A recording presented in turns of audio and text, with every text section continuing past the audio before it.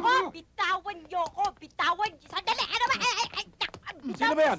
Napakaingay ah! Hindi ko naman maintindihan kung ba't ako hinuhuli nitong dalawang to. Ako lang, alam naman ako lang nakapag-away. Tumahimik ka nga muna! Hindi nasa loob ka ng presinto! Tahimik! Sandali, nagsasalita pa. Papaluin kita eh! Ano ba kaso nito? Nanggugulo sa palengke. Nanggugulo na. Nanggugulo ah. Nakipag-away pa sa mga stambayan. Ayun na nga ho eh. Hindi ko maintindihan kung ba't hinuhuli pa ako. Sandali nga, kayo ho ba, Hepe? Hindi. Hindi. Asan ang Hepe? Siya kakausapin ko. Siya ang dapat kumausap sa akin. Hepe, merong gusto kong mausap sa inyo. Ha? Sino si Alice? Ito. Hindi! Ikaw na naman! Hepe? Oo! Kayo ang Hepe dito? Oo! Sandali nga muna. Gusto ko lang malaman, Hepe. Kung ba't ako hinuhuli ng mga pulis na to? Aba, dapat kang arestuhin dahil ikaw ang promotor ng guluro sa palengke! Aba, hindi lang naman ako ng gulo Sandali nga, bakit niyo ako aarestuhin? Wala naman nagrereklamo laban sa akin. Merong magre-reklamo! Sino? Ako! Tingnan mo ginawa mo sa akin. Ginawa mo akong tortang talong na sunog. Hindi naman pwedeng ganon. Hindi patas ang laban. Alam niyo bakit? Kasi Hepe kayo, pulis kayo, kaya hindi pwedeng ganon. O anong gusto mong gawin ngayon? Anong reklamo mo? Ganito kung meron isa, kahit isa lang, na magrereklamo laban sa akin, magpapakulong ako.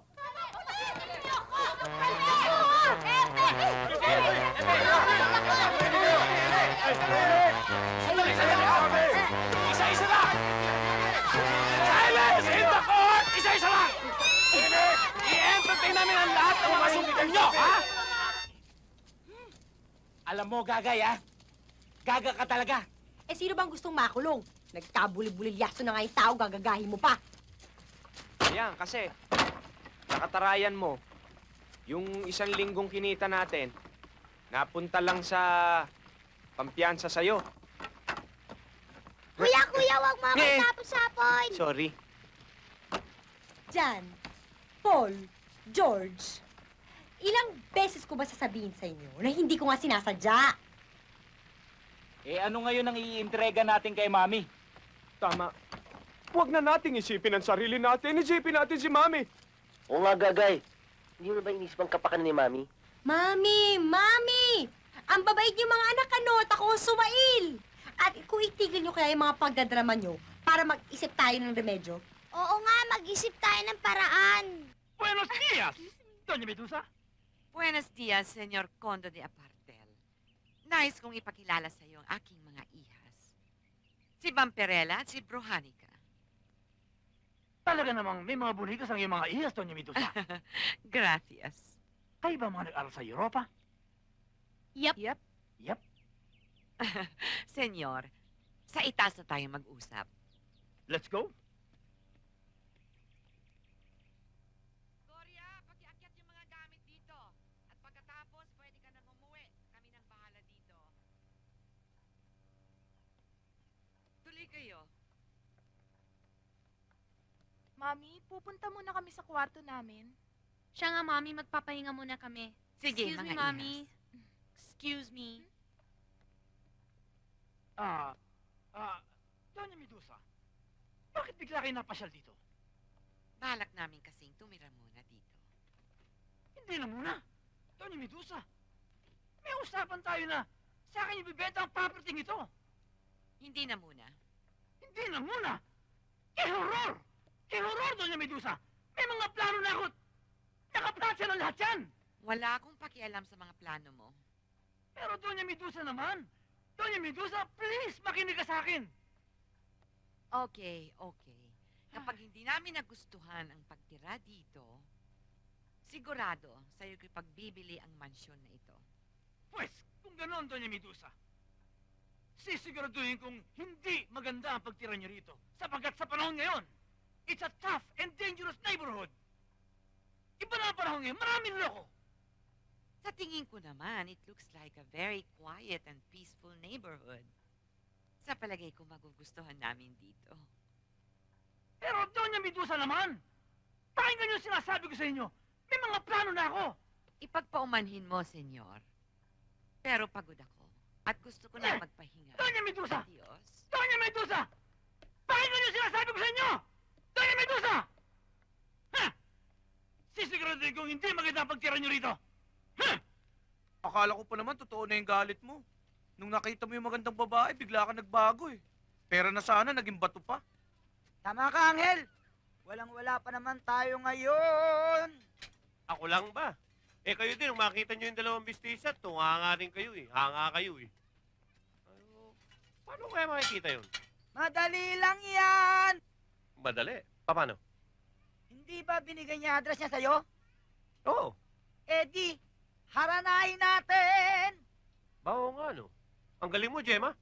Harana. Samahan nyo ako ah. Oo ba? Okay. Kaya lang. Hmm. May gusto sana kaming bilhin eh. Wala kaming pera. Totoo yun, Santi. Pera lang ang problema nyo. Kayo naman oh. You came to the right place. Okay. Oh. Ito kayo rito ah. Tigalawa kayo.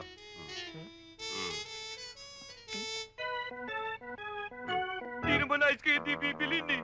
Ayos na yan. Tay, siguro, dito na lang ho. Huwag niyo na ho akong ihatid. Bakit naman, anak? Huwag mo na may pagkait sa akin yung pagkakataong ihatid ka. Kasi ho, pakiramdam ko sa tuwing aalis ho ako, parang ayoko na umalis eh. O hindi, huwag ka nang umalis.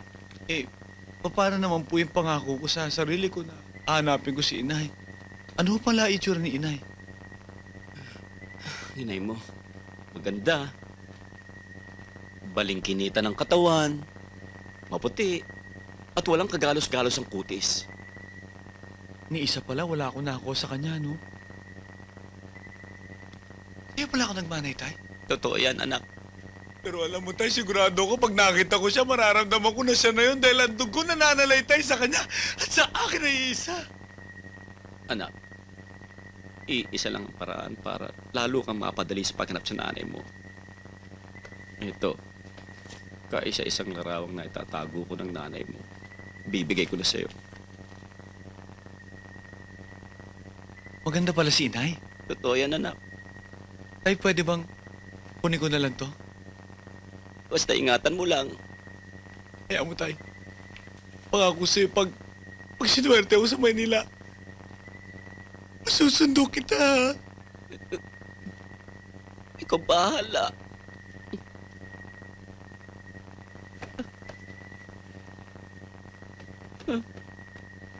Ingat ka, anak!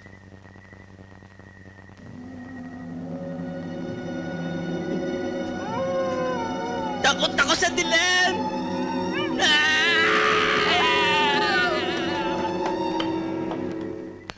Pupunta ba kayo sa Manila? Para! Kung pupunta kayo sa Manila, sama ako!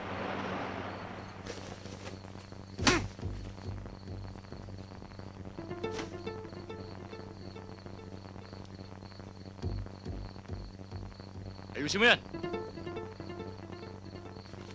Mga digong. Mukhang nasiraan yata kayo, ah. Oo nga eh. Grabe ba? Hindi naman. Siguro nabasa lang yung spark plug. Kung kayo naman ay pupunta ng Maynila, baka pwede namang makisabay. Huwag akong kausapin niyo. Sino? Siya.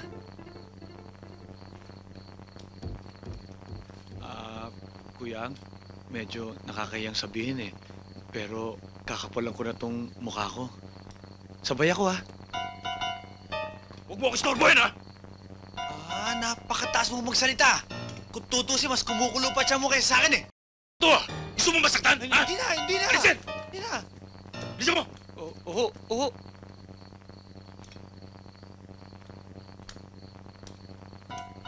Tagal niya na.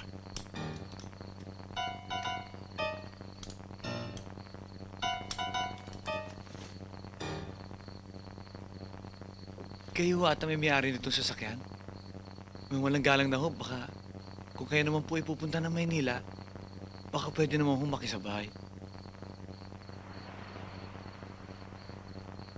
Ay, salamat po.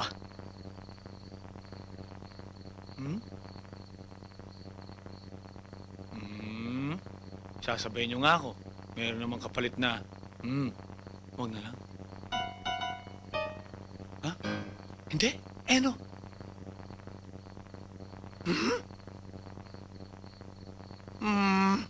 Yung hindi pa pwede.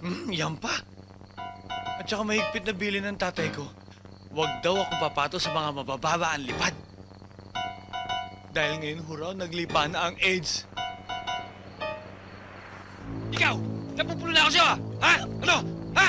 Uy! Aray! Ha? Aray!